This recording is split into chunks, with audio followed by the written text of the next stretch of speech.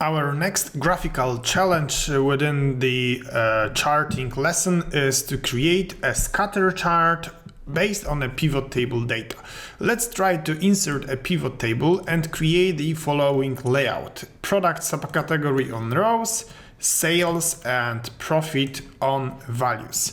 If you try to insert a scatter chart based on this, it's not possible. Even a trick by selecting something more than just your data is not going to work, and we will all the time get some errors. So the question is it possible to draw a scatter chart like this? So I will move my pivot table to the first cell and turn off also the grand totals on the bottom of the pivot table. The trick in here is to insert an empty scatter chart on the empty cell outside of the pivot table and then select the data coming from the pivot table. So right now I can select my sales for the x-axis and my profit for the y-axis.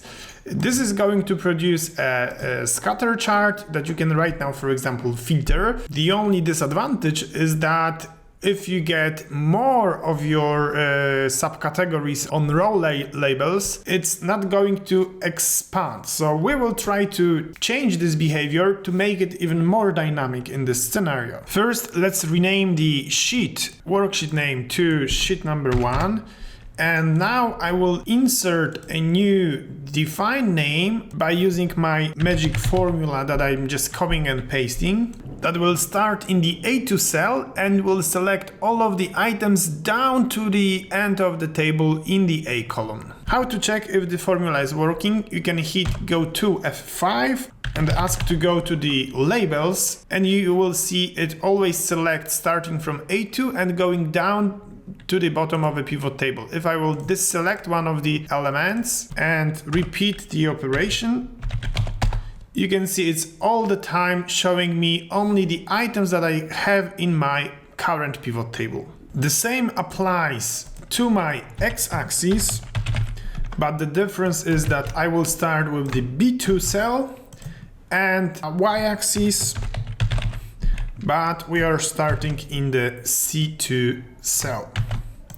Now that I have those names in the name manager, I can select different data sources for my chart. Now you need to insert your file name, but if you're using the spaces in the file name, as I'm doing right now, you need to add also apostrophe at the beginning and at the end of the name. If you don't have any spaces in the name of your file, then you don't need it. And this is what you need for the x-axis and also for the y-axis. After hitting OK and applying all the changes, you will see that your current chart always will refer to the whole content of a pivot table, and even if you bring back the accessories in here, you will see that the chart expands itself. What about the labels? One of the new features of the charts are the data labels that can refer also to some value cells, and we will try to use it to insert also the reference to the labels named range. After hitting OK and turning off the Y values, you can right now explore the dynamic chart with labels, which is based on a pivot table, but you can filter it out by any other techniques that we discovered during the course. After editing the chart title and also adding axis titles, you can now try to analyze the data, and if you have a lot of points kind of cluster in here, you can always take one label and move it out, and because leaders lines are turned on by default, you should avoid overlapping of the labels. This great technique of dynamic defined names is suitable also for other charts that are not available as standard pivot charts, like for example tree map, sunburst, histogram, Pareto, box and whisker waterfall, funnel. For all of this you can try to use this technique.